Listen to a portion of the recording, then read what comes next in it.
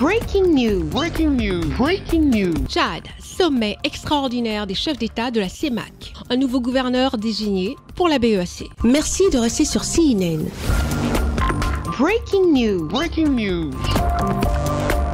Le président de la transition, président de la République du Tchad, chef de l'État, le général Mahamat Idriss Déby Itno, a participé ce 9 février 2024 par visioconférence à une session extraordinaire de la conférence des chefs d'État et de gouvernement de la CEMAC. Convoqué par le président en exercice de la CEMAC, le président de la République de Centrafrique, le professeur Faustin Archange Touadéra, cette session a acté la nomination du nouveau gouverneur de la BEAC et du directeur général. Le gouverneur sortant, le tchadien Abbas Mahamat Toli, a été, quant à lui, adoubé par les chefs de l'État de la CEMAC comme candidat au poste de président de la Banque africaine de développement, la BAD. Cette session extraordinaire de la conférence des chefs d'État de la CEMAC a discuté de la vacance de pouvoir à la tête de la Banque des États de l'Afrique centrale, occasionnée par la fin du mandat de M.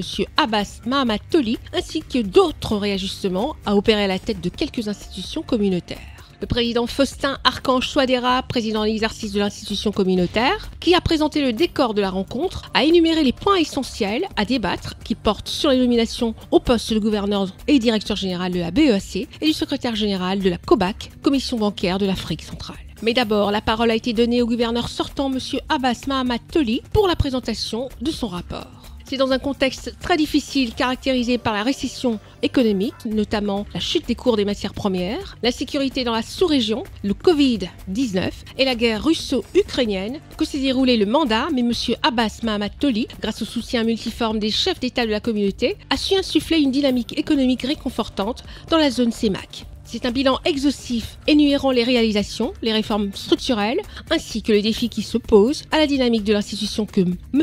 Abbas Mahamat Toli a étalée. Les chefs d'État ont pris acte de son rapport et l'ont félicité pour le travail abattu pour la communauté. De quoi émerveiller le chef de l'État, le général Mahamat Idriss Déby Itno, qui a proposé la candidature de M. Abbas Mahamat Toli à ses pairs pour le poste de président de la Banque africaine de développement. Au regard de ses compétences et des résultats qu'il laisse derrière lui à la BEAC, la conférence des chefs d'État l'a adoubé pour être le candidat de la CEMAC à ce poste. Sur ce, les chefs de l'État se sont retrouvés à huis clos pour procéder aux nominations du nouveau gouverneur, du directeur général de la Banque centrale et du secrétaire général de la COBAC. Selon le principe de rotation au poste de responsabilité en vigueur dans les pays membres, le poste de gouverneur revient à la République centrafricaine qui a proposé M.